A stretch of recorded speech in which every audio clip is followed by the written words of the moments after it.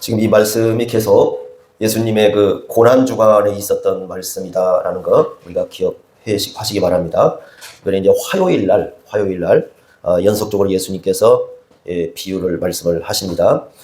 자, 우리 주보를 보시면 그래서 예수님께서 화요일 날에 어떤 비유를 하시느냐, 겉으로는 이제 상당히 종교적이고 또 다른 사람을 지도하는 위치에 있는 것 같지만 실제로는 그렇지 않는 종교 지도자들에 대해서 이제 비유를 써서 말씀을 합니다. 여러분들이 보시면 알겠지만은 그 예수님이 십자가를 지시기 전에 종교 지도자들과 상당히 부딪혀요. 그 당시에. 이게 굉장히 중요한 부분이거든요.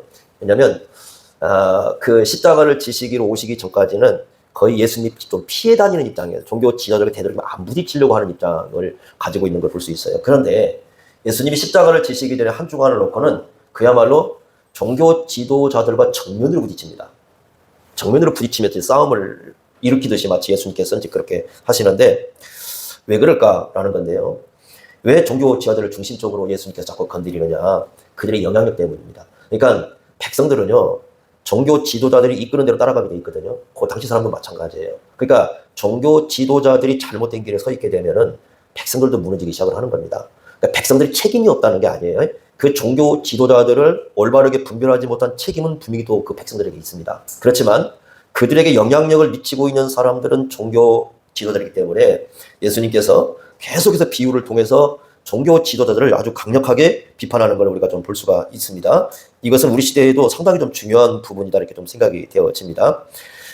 그런데 여러분 45절을 보시면 한번 보세요. 45절. 대제사장들과 바리새인들이 예수의 비유를 듣고요, 자기들을 가리켜 말씀한 걸 알아서요. 모르는 게 아닙니다. 이 부분이 중요한 거죠. 알면 어떻게 해야 됩니까? 원래는 이게 지금 자기들에 대해서 얘기했을 때 이게 지금 굉장히 우리의 잘못된 걸 드러내고 있구나. 알면 어떻게 해야 됩니까? 원래는 회개를 해야 되는 거예요. 이게 안 일어납니다. 그러니까 이러면 은혜가 없으면 회개 안 일어납니다. 그러니까 은혜가 있어야 회개가 일어나요. 더군다나 하나님의 말씀을 듣고 회개하는 건 하나님의 선물이에요. 이게 지금 종교지도자들 문제이긴 하지만 종말 시대가 거의 그렇게 된다고 또 말씀해 주셔요. 여러분 한 번 우리 보고 갑시다. 요한계시록 16장을 한번 봅시다. 여러분 거기 한번 보고 한번 가보십시오. 이게 지금 종말 시대 얘기거든. 그 종말 시대에는 그 16장 8절을 한번 보십시오. 8절.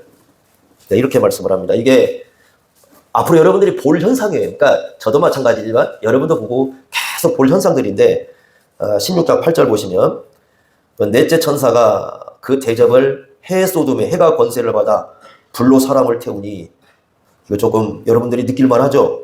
뜨겁잖아요. 그죠? 이 태양이 권세를 받아가지고 사람들을 태울 정도로 됩니다.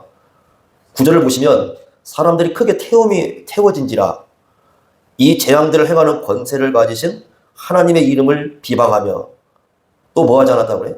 회개하지 않아요. 그러니까 이런 현상이 나오면 이게 정말 태양을 통해서 이렇게 뭔가 우리에게 심각한 재앙이 임하고 있구나. 그러면 뭔가 이게 지금 잘못되고 있구나. 사람들이 이런 생각을 해야 되는데 회개를 하지 않습니다. 이게 종말 시대에 나타나는 현상이에요.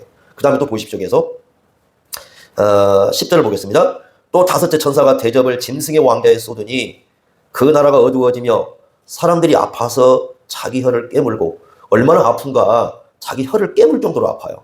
11절 보니까 아픈 것과 종기로 말미암아, 이 종기 여종종으로 아마 전염병 종류인데요, 하늘의 하나님을 비방하고 그들의 행위를 또 뭐 하지 않았다고 그래요? 회개하지 않아요.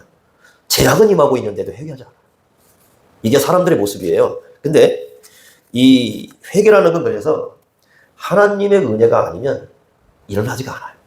그러니까 종말 시대의 이런 모습들을 우리는 교회에서 많이 보게 될 겁니다. 회개하는 목소리가 들리질 않는 거죠. 근데 이미 1세기 당시에, 예수님 당시에 종교 지도자들이 그 모습을 보여주고 있습니다. 분명히 잘못한 거 알아요, 자기들이. 그리고 자기들에 대해서 얘기한 것에 대해서 반박할 수 없는 것도 알아요. 그럼에도 불구하고 돌이키질 않습니다. 잘못되면 돌이켜야 하거든요. 잘못되었는데 돌이키질 않아요. 그래서 이제 그런 부분을 예수님께서 말씀을 해주고 있는 겁니다. 비유의 내용을 보시면요, 한번 거기서 1세기에 주인과 소작인의 관계에서 가져옵니다. 여러분 그 소작인은 무엇인가 아시죠? 1세기, 지금 우리나라도 이제 조선시대 말기에 이런 일이 굉장히 많았거든요. 과거에 이제 이런 일들이 많았는데, 예를 들면 내가 토지를 갖고 있지 못합니다. 땅이 없어요. 그러니까 땅을 빌려가지고 농사를 짓습니다. 그리고 농사를 짓고 난 다음에 거기서 나오는 농산물 가지고 일정한 소작료를 주인에게 지불을 하는 거잖아요. 이게 이제 소작인들의 삶입니다. 이것 때문에 이제 사회적 불평등하고요. 그 다음에 갈등, 이런 것들이 이제 우리나라뿐만 아니라 모든 나라의 역사 속에 이게 존재하고 있습니다. 이 주인과 소작인의 관계 때문에요. 1세기에도 이게 심했어요. 근데 그걸 가지고 와서 얘기를 하는 겁니다. 자, 그래서 제가 좀 나눠놨습니다. 거기 보시면. 먼저, 여러분 그 한 집주인을 보십시오. 집주인이 33절에 어떻게 했냐면, 포도원을 만들고요. 산울타리 두르고, 집자는 틀을 만들고, 망대를 짓고, 농부들에게 세를 주고, 타국에 갔습니다. 좋은 주인입니까? 나쁜 주인입니까? 여러분들 어떻습니까? 좋은 주인이 나쁜 주인 이 정도면 다 해놓고 갔죠. 그냥 뭐만 하면 됩니까? 농사만 지면 돼. 좋은 주인이죠. 자, 34절 보세요. 그리고 열매 거둘 때가 가까이 왔죠. 그래서 어떻게 했냐면 열매를 받으려고 자기 종들을 농부들에게, 여기 농부 소장이 들으면 그들에게 보냈어요. 자, 이렇게 하면 주인은 정당했죠.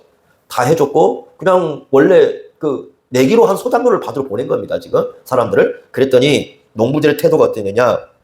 35절에 보니까 하나는 심히 어떻게냐면 때렸어요. 종 하나는. 또 하나의 종은 죽였어요. 또 하나의 종은 돌로 쳐버렸습니다. 그러죠?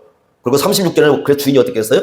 다시 다른 종들을 처음보다 많이 보냈는데 그들에게도 그렇게 했다는 건 또 때리고 죽이고 돌로 쳤다. 이렇게 얘기를 합니다. 야, 여러분 농부들은 어떻습니까? 굉장히 이럴 때 보니까 악한 모습이죠. 사실 그 뒤에 제가 써놨지만은 이 두 가지가 현실적이지가 않아요. 어떤 면에서 현실적이지 않냐면 첫 번째는 한 종을 보냈는데 만약에 소작인이 악한 짓을 하잖아요. 옛날에는 이제 종을 보냈으면 저 종은 주인을 대신하는 거거든요. 그 종을 만약에 때렸으면요. 다음 종을 보내고 보고 이렇게 하는 게 아니고 어떻게 합니까? 가서 싹쓸이 그냥 해버리는 겁니다. 현실적이지가 않아요. 두 번째, 고대에는요. 소작인은 약자입니다. 절대 주인에게 함부로 이렇게 하지 않습니다. 그러니까 소작인들이 주인들에게 농사를 지으면서 이렇게 사회 정의를 짓밟고 포악하게 행하는 일도 그 당시 많지 않아. 이렇게 보기 어려워요, 사실. 집단적으로 일어나지 않으면 이런 일도 없습니다. 그러니까 이 두 가지 비유는 내용은 현실적이진 않아요. 그러니까 현실적이지 않는데 그걸 끌어와가지고 지금 비유 속에 넣어놓은 겁니다. 자, 그러자 생각을 합니다, 주인이. 이거 종들을 보내니까 안 되겠구나. 아들을 보내자. 내 아들이니까 이 아들만은 존중해주겠다 하고 보냈어요. 그랬더니 38절에 뭐라고 합니까? 농부들이 그 아들을 보고는 이 사람은 누구다? 상속자다. 얘만 죽으면 땅이 다 내 거다. 근데 사실 그렇지는 않죠. 그죠? 얘만 죽으면 땅이 다 우리 거다. 그래서 어떻게 했느냐? 39절에 보니까 포도원 밖으로 내쫓아서 죽여버립니다. 여러분 딱 이 얘기 들었을 때 그럼 집주인이 어떻게 하겠습니까? 이 사람들. 다 죽여야죠. 이건 이런 맞아도 싸죠. 죽어도 싸죠. 사실 우리가 거꾸로 입장을 얘기하면 죽어도 싼 짓을 한 거죠, 지금. 이 사람들도 그런 생각을 한 겁니다. 다 그 당시 사람들이. 그래서 41절에 보니까 그들이 뭐라고 하냐면 스스로 대답을 하는 거예요. 예수님이 질문하죠. 포도원 주인이 올 때 그 농부들 어떻게 하겠느냐? 그랬더니 41절에 보니까 그 악한 자들을 어떻게 한다? 진멸해버려야 한다. 그 진멸 자기를 다 알아요. 그렇게 대답을 하는 겁니다. 지금 종교 지도자들이 그렇게 대답을 했어요. 그런데 가만히 보니까 이 얘기가 지금 누구 얘기하는 겁니까? 자기들 얘기하고 있거든요. 심각한 문제죠, 지금. 왜냐하면 여기서 보니까 그 농부들이 누구냐 하는 거거든요. 그 악한 짓을 하는 농부들이 누구냐 하고 딱 생각해보니까 누구 얘기예요? 자기들 얘기거든요. 그래서 그 비유에서 의미하는 것은요, 여러분 그 또 한번 오른쪽 보십시오. 제가 분류를 해놨습니다. 이제 여기서 명확합니다. 내용은 포도원 주인은 누구예요? 하나님? 아버지입니다. 요한복음 15장 1절에도 그렇게 말씀했어요. 내 아버지는 농부다. 이렇게 말씀을 했거든요. 가져온 겁니다. 그 다음에 악한 농부들이 누구냐 하는 건데 이 사람들은 누구예요? 유대 민족의 지도자들이에요. 그리고 그 지도자들을 따르는 사람들이 또 그에 해당이 됩니다. 그럼 주인이 보낸 종들은 누굴까요? 선지자들입니다. 역계적으로. 주인의 아들은 당연히 예수님이시고요. 명확하죠. 구약으로부터 역사를 쫙 이렇게 펼쳐주는 거죠. 이런 내용을 가지고 여기서 지금 말씀을 하고 있습니다. 자, 이 비유를 통해서 가르치는 게 뭘까라는 겁니다. 1번 보겠습니다. 읽어보겠습니다. 하나님께서 이스라엘 사회에 하나님의 뜻을 전하는 종들을 계속해서 보냈지만 그 당시 사회를 지도했던 지도자들은 선지자들의 메시지를 듣지 않고 홀대하고 박해하고 죽이기까지 하였습니다. 그래서 거기 예레미야 7장 25절 26절 말씀 나오죠. 같이 한번 읽어보겠습니다. 그 말씀 시작. 너희 조상들이 애굽 땅에서 나온 날부터 오늘까지 내가 내 종 선지자들을 너희에게 보내되 끊임없이 보내었으나 너희가 나에게 순종하지 아니하며 귀를 기울이지 아니하고 목을 굳게 하여 너희 조상들보다 악을 더 행하였느니라. 이 말씀을 그대로 지금 가져온 겁니다. 그러니까 이게 끊임없이 보냈다는 게 중요합니다. 이게 하나님의 열심이에요. 얼마나 하나님이 열심히 보낸지 모릅니다. 그 이스라엘은 특이한 제도죠. 왕과 선지자와 제사장이 있어요. 그죠? 왕은 그 계승해 갑니다. 그러죠? 제사장도 어때요? 가문이 계승해 가죠? 유일하게 계승하지 않는 직분이 하나가 있어요. 뭡니까? 선지자예요. 이 선지자는 왜 그러느냐? 여러분, 왕과 제사장 계속해서 계승해 갈 수 있는데 특별히 선지자는 계승직을 주지 않는 이유가 있습니다. 첫째는 하나님의 말씀을 직접 전해야 되는 특별한 사명도 있고, 두 번째는 선지자는 목숨을 걸어야 돼요. 왜냐하면 왕하고 제사장에게도 가서 하나님 말씀을 전해야 됩니다. 다시 말하면 그 당시 권력을 가진 사람들에게 아부하지 않고 권력을 가진 사람들에게 하나님의 말씀을 직접 말해야 되기 때문에 죽음을 각오해야 됩니다. 그뿐만이 아니에요. 백성들도 안 들어요. 백성들이라고 듣는 게 아니에요. 여러분, 역대 구약을 연구해 보시면 알겠지만은 선지서를 쭉 읽어보시면 선지서 어느 것도 백성들이 하나님 말씀 제대로 들었다는 내용도 없어요. 아예. 그러니까 백성들도 어떻게 하려고 하냐면 진짜 선지자를 보면 돌로 쳐서 죽이려고 그랬어요. 그러니까 선지자는 언제든지 목숨을 걸었어요. 그래서 말씀을 전할 때는. 그래서 선지자는 계승체가 이루어지지 않아요. 그냥 가서 때로 죽으면 끝인 거예요. 그 사람은. 그게 선지자의 운명이었고 그게 선지자의 사명이었어요.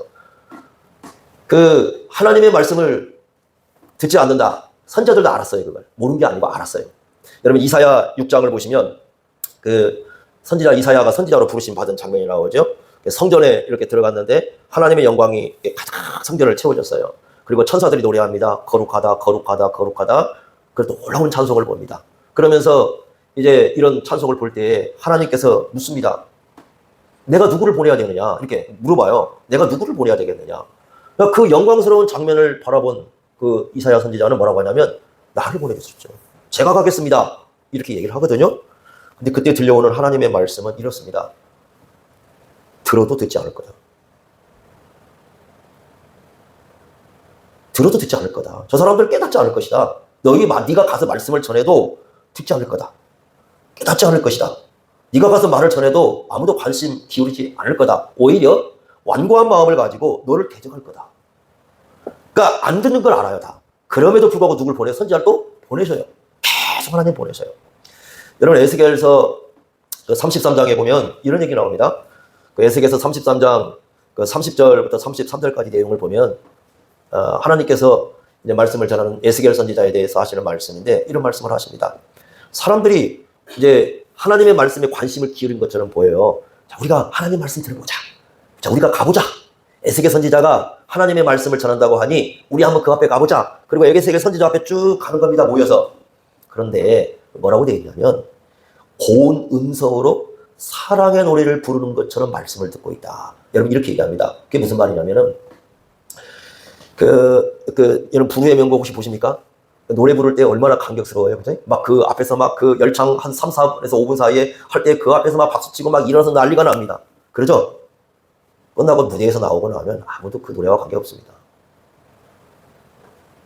그냥 무대에서 막 화려하게 막 노래 부를 때 막 박수 치고 막 여러분들도 눈물 흘리죠? 갱년기에 계신 분들은. 예? 뭐 젊은 사람들 모르겠지. 갱년기 막 눈물 흘립니다. 끝이에요. 그리고 아무도 그 노래를 기억하고 그 노래대로 살아가는 사람이 없어요. 이런 거예요. 하나님 말씀을 전하니까 야, 하나님 말씀 잘 전해. 하나님 말씀 뭐라? 좋아. 아무도 그 말씀을 따르지 않아요. 이게 바로 뭐냐면 바로 그 말씀, 에스겔 선지자. 그러니까 에스겔 선지자가 가서 사역하는 현장이 그래요. 그 포로된 백성들에게 가서 말씀을 전했는데 그 포로된 백성들에게 말씀을 전할 때는 그래, 우리가 잘못했지, 뭐 하나님 말씀이 옳지, 그렇지, 다 합니다. 아무도 따르지 않습니다. 그런데도 보내요, 계속해서. 그러니까 선지자가 가는 현장이 말씀을 들어서가 아니라 계속 보내고 또 보내고 또 보냅니다. 이 말씀을 전하는데 가장 큰 걸림돌이 누구냐? 종교 지도자들이에요. 백성들이 말씀을 듣는데 가장 큰 걸림돌들이 종교 지도자들이에요. 요 사람들이 이제 문제가 좀 심각한 거죠. 그래서 어떤 일이 발생했느냐? 거기 한번 다시 또 보겠습니다. 예레미야 5장 30절부터 31절 말씀인데 또 한번 거기 같이 읽겠습니다. 시작. 이 땅에 무섭고 놀라운 일이 있도다. 선지자들은 거짓을 예언하며 제사장들은 자기 권력으로 다스리며 내 백성은 그것을 좁게 여기니 마지막에는 너희가 어찌 하려느냐. 자, 보십시오. 선지자들은 뭘 예언한다고요? 거짓을. 원래 선지자들은 뭘 예언해야 돼요? 진리를 예언해야 돼요. 그러죠? 선지자들은 진리를 말해야 돼요. 목숨 걸고 말해야 돼요. 사람들이 인정하지 하지 않는 중요하지 않아요. 하나님의 말씀이기 때문에 진리를 말해야 돼요. 자, 제사장들은 뭘로 다스려야 됩니까? 제사장들은 절대 권력 가지면 안 돼요. 제사장들은 긍휼의 사람들이기 때문에 자비와 긍휼로 다스리는 사람들이에요, 원래. 그래서 이 구약의 제사장들은 권력을 가지면 안 되는 사람들이에요. 그런데 권력을 갖고 다스립니다.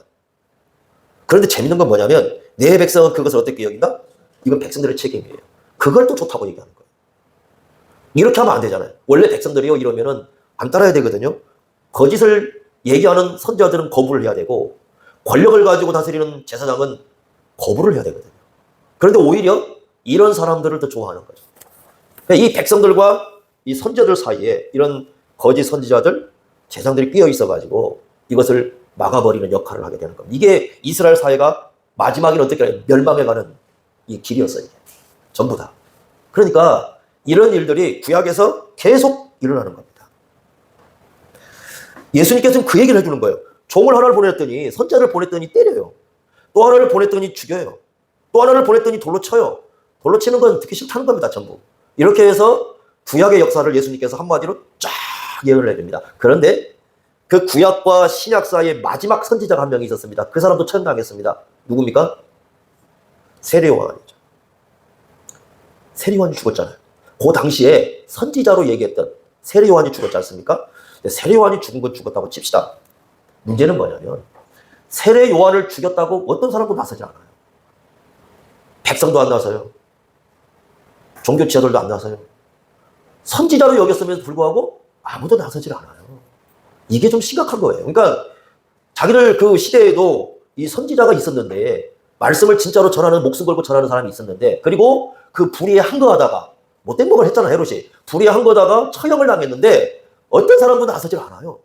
다 침묵하고 있습니다. 예수님이 그걸 모르십니까? 정확히 그 시대를 아시는 겁니다.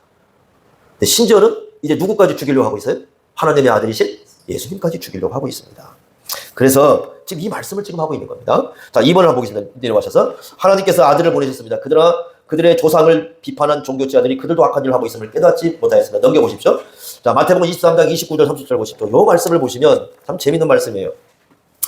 자, 한번 같이 그냥 읽어보겠습니다. 23장 29절 30절 같이 읽겠습니다. 시작. 화 있을진저 외식하는 서기관들과 바리새인들이여 너희는 선지자들의 무덤을 만들고 의인들의 비석을 꾸미며 이르되 만일 우리가 조상 때에 있었더라면 우리는 그들이 선지자들의 피로 흘리는데 참여하지 아니하였으려 하니. 자, 이런 사람이 있다는 거예요. 이 사람들이 모여가지고 이 종교 지하들입니다. 서기관들과 바리새인들이니까 구약의 예레미야 선지자라든가 선지자들의 무덤을 다 예쁘게 만들고요. 거기다가 비석을 잘 꾸며잡아 썼습니다. 우리가 만약에 그때 있었더라면 예레미야 선지자가 말씀을 전한 그 현장에 우리가 있었더라면 우리는 안 그랬을 텐데 이렇게 얘기를 하는 거예요.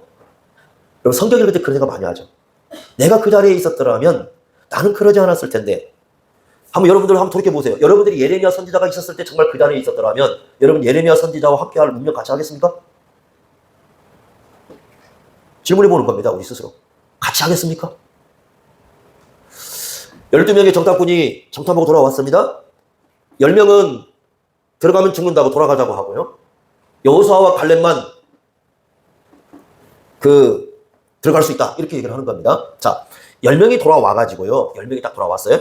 백성들 다 모아놓고 여러분 못 들어가면 이렇게 한 게 아니에요.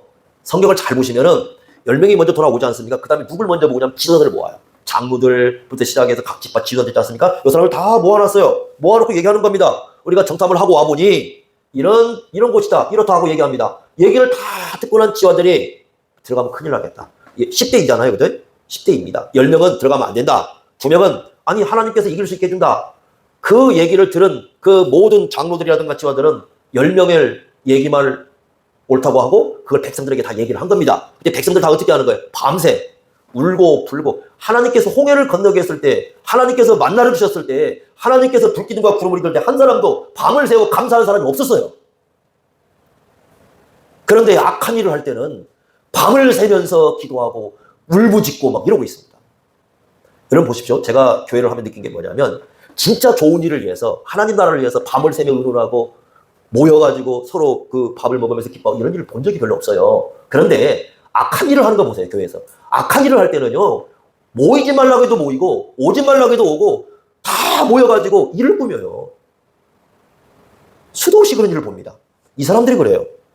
그 여러분들 한번 생각해보세요. 그러면 여러분들 같으면, 저와 여러분들 같으면, 저도 자신이 없는 것이, 그럼 그 자리에 딱 있었다면, 야, 저 지금 2명만 들어갈 수 있다고 그러고, 10명하고, 나머지 모든 그 지도자들은 못 들어간다고 하는데, 그 자리에서 나는 저 2명을 따라서 나는 들어가야겠다라고, 저 2사람과 함께 운명을 같이 해야겠다고 여러분 결심할 수 있나요?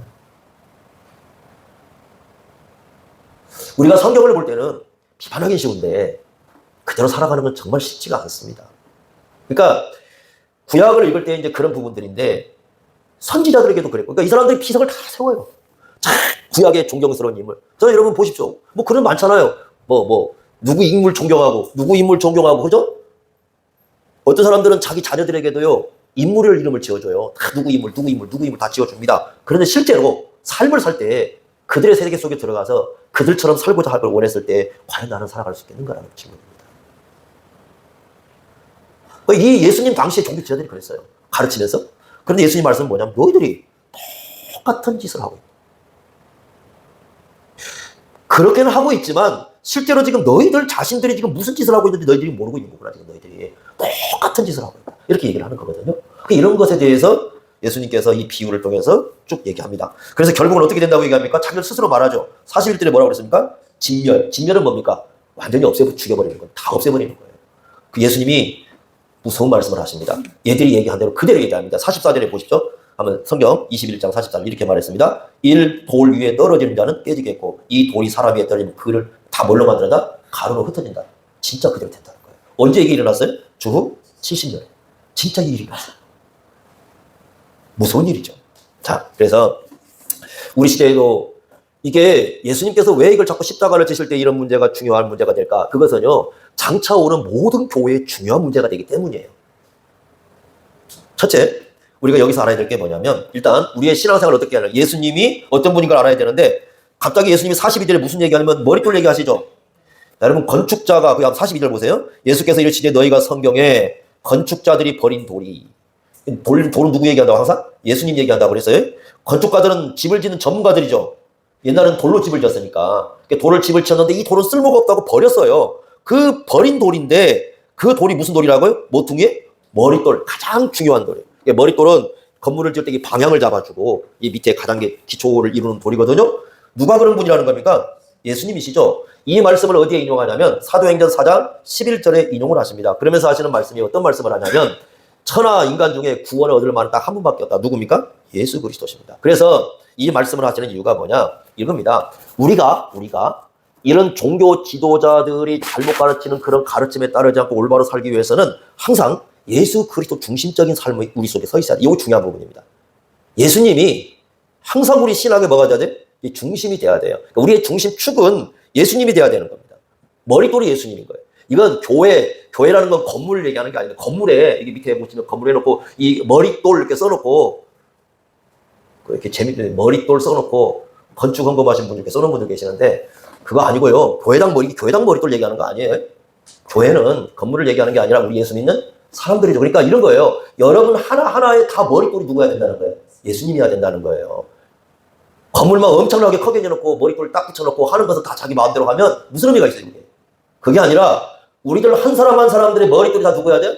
예수님이어야 돼. 예수님 중심이어야 돼. 모든 삶의 축이 예수님 중심으로 서 있어야 된다는 거예요. 이걸 예수님이 말씀해요. 이걸 하나를 아주 중요하게 말씀을 해주신 겁니다. 두 번째 중요한 것은 영적 분별력이 필요합니다. 이건 항상 성경에서 강조를 하고 있어요. 예수 믿는 사람들은 영적 좀 분별력이 필요하다. 그래서 거기 본 것처럼 지도자라고 분별 없이 따르면 안 된다. 악한 소작인들과 같은 사람들이 많습니다. 악한 소작인들 같은. 그러니까 여러분들이 이것은 저를 비롯해서요. 모든 목사들을 다 해당이 되는 겁니다. 분별하셔야 됩니다. 저도 목사예요. 그러니까 목사인데 저부터 시작해가지고 모든 목사들을 여러분들이 올바르게 분별하는 지혜가 좀 필요합니다. 그러면 자, 어떤 사람들이 그나마 그래도 건전한 목사고 어떤 사람들은 좀 생각을 좀 해봐야 되느냐라고 했을 때 제가 오랜 시간 동안 성경을 연구해보고 또 제가 경험해보고 여러분 이렇게 해보면서 몇 가지 좀 기준점이 좀 생기더라고요. 이 몇 가지 기준점이. 그러니까 여러분들 이 정도는 좀 알아두시면 좋아요. 그러니까 안수를 받은 사람도 다 목사냐? 목사라는 이름을 가졌다고 다 목사냐? 저는 그렇게 보지 않습니다. 성경은 그렇게 말한 적이 없어요. 그러면 어떻게 해야 되느냐? 첫째, 목사가 왜 존재하는가라는 존재 이유가 있어요. 그죠? 목사의 존재 이유가 뭡니까? 목사의 존재 이유는 하나님의 말씀을 맡은 자라는 그 한 가지 사명이에요. 그것이 전부인 사람. 그러니까 하나님의 말씀이 전부라면 그 말씀을 하나님의 뜻을 올바르게 분별하고 올바르게 해석해서 그것을 백성들에게 먹이려고 그 모든 것에 전부를 걸어버린 사람. 일단 그게 진짜입니다. 그걸 어떻게 알 수 있냐면 디모데전서를 보시면 우리 이제 목회자들의 어쩌면 사실은 목회자들의 현대 그 목회자들의 그 시초는 디모데가 거의 맞다고 봐야 돼요. 근데 디모데에게 바울이 한 얘기가 뭐냐면 가르치는 것, 읽는 것, 하나님 말씀 행하도록 하는 것에 전념하라고 그랬어요. 전념하라고. 그러니까 뭐냐 전념이라는 건 완전히 다 거기다 쏟으라는 거예요. 그러니까 딱 하나예요. 말씀에 대해서 전념하는 거, 다 쏟아 붓는 겁니다. 그거예요. 그러니까 목사라는 이름을 가지고 다른 일을 하면 일단 그건 생각을 하셔야 됩니다. 저는 목사라는 직분을 가졌으면 하나님의 말씀에 목숨 걸어야 가야 된다고 생각을 해요. 근데 그게 아니면 좀 생각을 해야 됩니다. 굉장히 중요한 부분인데 수에 상관이 없어요. 제가 한참 저는 이제 대형교회도 해봤지 않습니까? 대형교회 담임 목사 했을 때입니다. 그때 고민이 많았습니다. 그리고 개척도 했고 교회를 이렇게 하면서 한 번은 너무나 고민이 돼가지고 그때 기도원을 간 적이 있었어요. 기도원을 가가지고 성경을 통해서 도대체 목회라는 걸 어떻게 해야 이 목회가 목회다운 것인가라는 것에 대한 그 고민이 굉장히 많았습니다. 처음에 이제 대형교회를 했을 때는 이게 성도들을 놓고 가르칠 때 이 목회자의 심장이라는 게 이게 잘 드러나지 않더라고요. 말씀을 가르치고 있었지만. 그래서 고민을 갖고 기도원을 갔는데 그때 이제 읽었던 말씀이 이제 골로새서를 읽어가면서 그때 이제 사도 바울이 그때 이제 보이기 시작을 하는 겁니다. 뭐라고 얘기하냐면 이렇게 얘기합니다. 골로새서 1장 28절. 늘 그걸 지금 마음에 품고 살아가는데 거기 뭐 이렇게 써놨어요. 각 사람을 그를 전파한다. 그는 예수님이거든요. 각 사람에게 모든 지혜로 가르친다. 이게 무슨 말이냐면 이런 겁니다. 진짜 목사라면 한 사람을 놓고라도 성경 하나님의 말씀을 전부를 가르칠 수 있는 열정이 있겠느냐 하는 겁니다. 제가요 이런 얘기를 들었습니다. 어떤 서울에 계신 분이 전라북도에 와서 집회를 했나 봐요. 사람들 많이 모인 데 집회를 했겠죠. 거기 참석했던 목사님이 계시는데 은혜를 받은 거예요. 그래서 그 목사님을 초청해서 말씀을 듣고 싶어서 연락을 했답니다. 목사님, 저희 교회도 와서 집회를 한번 해주세요. 그래서 당신 교회가 몇 명이냐 물어보더래요. 500명이 못 됩니다. 그러면 다른 사람 보내주겠습니다. 그게 어떻게 목사입니까? 한 사람을 놓고도 오직 하나님이 사랑하는 사람이라면 그 한 사람을 위해서 말씀 전부를 쏟아부을 수 있느냐? 그 열정이 목사를 결정해 주는 거예요. 목사의 자격증은 거기에 있는 거예요. 유학 갔다 왔다. 뭐 엄청난 공부를 했다. 어디 가서 뭐 받았다. 은사 받았다. 뭐 뒤집어 놓는다. 다 소용없어요, 그거. 갔다 와가지고 딴짓 하면, 갔다 와서 다른 일 하면, 그거 가지고 사기치면, 어떻게 그게 목회답니까? 만약에 저부터도 그런다면 여러분들은 이 교회를 다 떠나셔야 됩니다. 목사는요, 말씀 하나를 가지고 평생의 목돈 걸어온 사람들이에요. 그게 진짜예요. 두 번째는요, 자기 권위를 주장하는 목사가 있다면 가짜입니다. 성경에서는 왕이든 제사장이든 선지자든 권력 잡지 못하게 했어요. 권력 안 잡습니다. 예수님을 따르는 제자들이 계속 예수님이 경고했던 게 뭐였어요? 권력 잡으려고 하는 거였어요. 목사는, 참된 지도자는 절대 자기 권위를 주장하지 않아요. 교회의 머리는 누구십니까? 계속 머리통은 누구예요? 예수님이에요. 그러면 교회에 대한 유일한 권위는 누구에게 있어요? 예수님께 있어요. 권력을 휘두르면, 권력을 휘두르는 그 순간부터 그건 가짜예요. 왜냐하면 성경은 어느 누구에게도 권력을 주지 않아요. 아까 봤지만은 제사장들, 여러분 이방 제사장들은 권력이 있어요. 요셉 아시죠? 요셉의 요셉 아내 아버지가 누구였어요? 구약의 요셉 아내 아버지가 누구였어요? 아니, 제사장이었죠. 네, 제사장이었잖아요. 왜 그 사람하고 둘이 엮어줬어요? 요셉은 끌려온 사람이잖아요. 아무 신분이 없어요. 권력을 가져야 됩니다. 통치하려면. 그래서 어떻게 해준 거예요? 바로가. 제사장이라는 이 권력단체가 엮어준 거예요. 그러면 누가 이 요셉을 갖다 함부로 할 수가 없잖아요. 보호를 해주니까. 그 체계를 만들어 놓은 겁니다. 고대는 제사장이요, 권력가였어요. 그래서 구약의 그 왕 중에서 자기가 제사 드리려고 한 사람이 있었죠. 그러잖아요. 제사 드리려고 어떻게 했어요? 나병이 걸려가지고 결국 왕 못했잖아요. 제사장단체는 권력입니다. 그런데 하나님께서는 그 사람 자신에게 그걸 주지 않아요. 선지자도 권력을 갖고 가지 않아요. 선지자가 가지고 가는 건 하나님 말씀이고, 선지자가 가지고 있는 권위는 뭐에 있었어요? 그 말씀이 있었어요. 왕도 권력을 가지면 하나님께서 폐위를 시켜버려요. 그러죠? 함부로 권위를 드러내면 안 돼요. 다윗이 그래서 무너졌던 거예요. 자기가 권력을 드러내려고 할 때부터 무너진 거예요. 권력을 드러내니까 충신의 아내를 데려다가 간음을 해가지고 충신을 죽이고 이러잖아요. 그때부터 무너지기 시작한 겁니다. 권력을 가지면 무너지는 겁니다. 그래서 진짜는 자기 권위를 안 가집니다. 이게 두 번째예요. 세 번째는 신앙과 윤리의 균형이 있습니다. 신앙이라고 한다면 예수님에 대한 신앙 고백이 분명해요. 그래서 이렇게 봅니다. 일단 교리를 무시하는 목회자 아닙니다. 진짜 모르는 겁니다. 목회가 뭔지를 모르는 거예요. 왜냐하면 신앙 고백은 곧 뭐예요? 교리이기 때문이에요. 가끔 그런 분들이 있어요. 교리가 무슨 소용이 있냐고. 그 사람은 진짜 목회 모르는 사람입니다. 그 다음에 윤리가 무너진 사람도 목회자 아닙니다. 우리 한국교회가 지금 심각한 게 뭐냐면 이 윤리가 무너진 목회자들이 엄청 늘어나고 있다는 겁니다. 진정한 신앙 고백은 어디서 드러나요? 윤리에서 드러나요. 여러분 그렇잖아요? 우리가 신앙 고백을 합니다. 사랑 노래 부르지 않습니까? 사랑은 온유하며. 사랑은 온유하 맞죠? 맞아요. 맞죠? 온유한 사랑이 와이프를 팰 수 있어요? 때릴 수 있냐고요? 폭력을 행할 수 있냐고요? 절대 못합니다.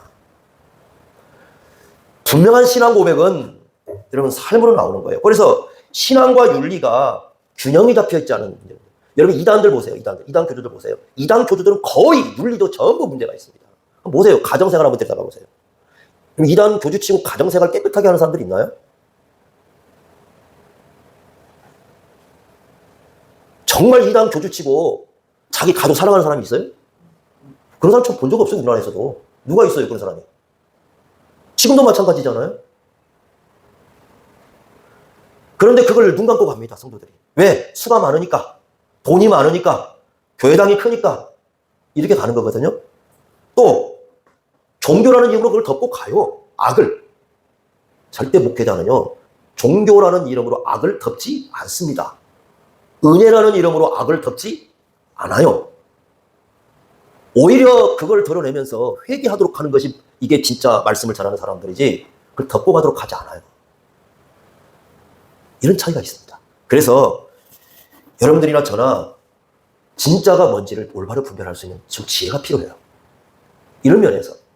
여러분 그러잖아요. 여러분이나 저나 다 여기서 평생 여러분과 저와 함께 할 수 있을지는 모르겠지만은 여러분은 또 다른 지도를 생각할지 모릅니다. 나중에 그럴 수도 있어요. 그게 진짜인지 아닌지 분별을 하셔야 됩니다.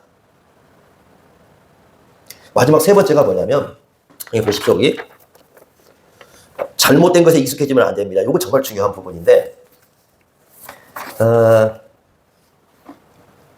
여러분 화장실 옛날 통세 아시죠?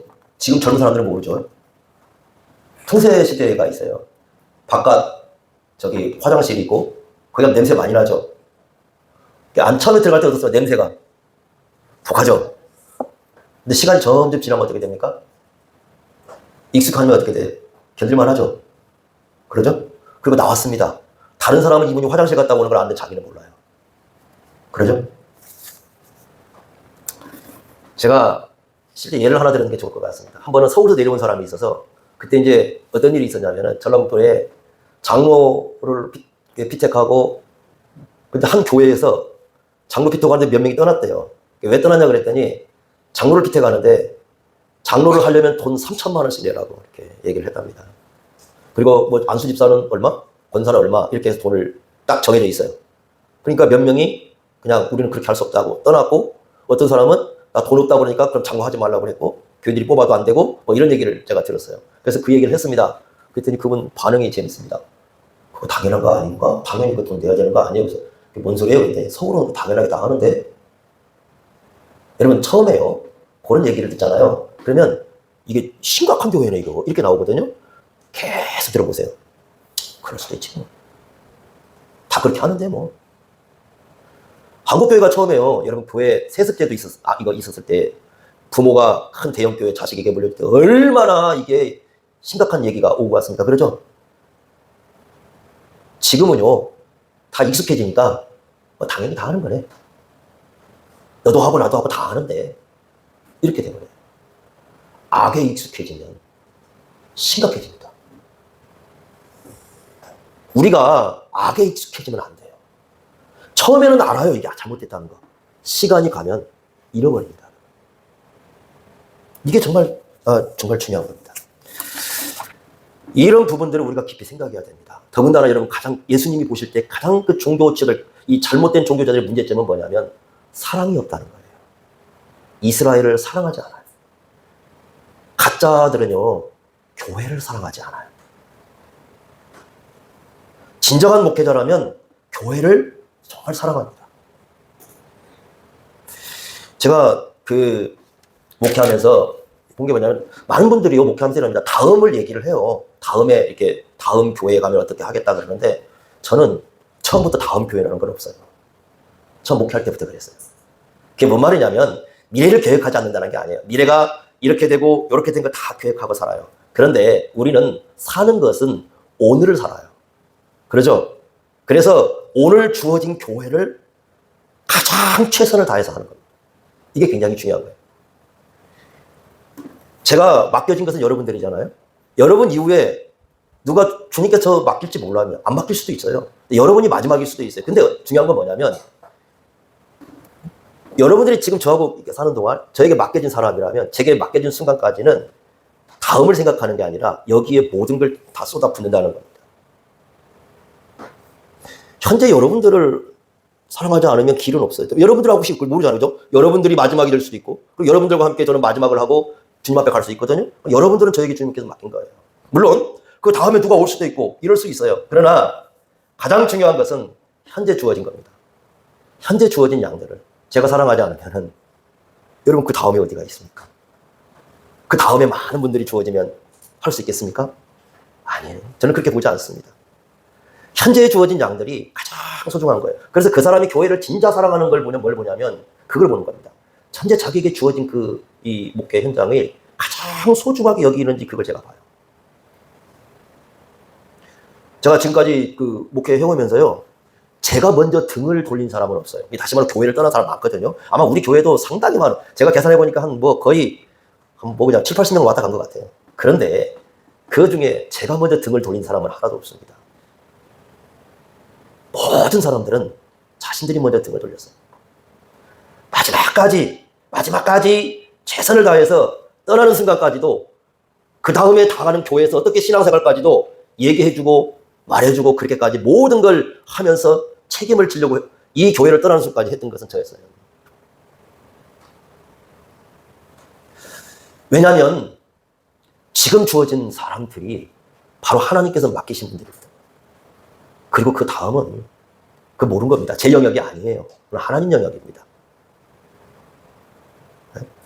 우리가 그거 생각하셔야 돼요. 그래서 교회를 정말 사랑하는지는 한 영혼에 대해서 그러한 현재 주어진 영혼에 대해서 내가 최선을 다하고 있는가. 그게 목회자의 저는 목회 신장이라고 봐요. 그러니까 제가 항상 그 얘기합니다. 저 사람 목회 신장이 있다 없다를 뭘로 보는 거냐면 그걸로 봐요. 그러니까 저 사람 제가 어떤 경우 얘기하죠. 저 사람 목사인데 목회 신장이 없어. 이렇게 한 얘기는 뭐냐면 현재 자기에게 주어진 그 교회를 사랑하지 않아요. 그 목회 신장이 없는 겁니다. 목회 신장은 자신에게 주어진 교회를 자신이 세상을 떠날 때까지 이 세상을 다하고 갈 때까지는 모든 걸 다해서 사랑하는 거예요. 그런 마음이 없다면 이것도 문제가 있는 겁니다. 그래서 적어도 목회자들은 이런 심장을 갖고 살아야 되는 게 맞습니다.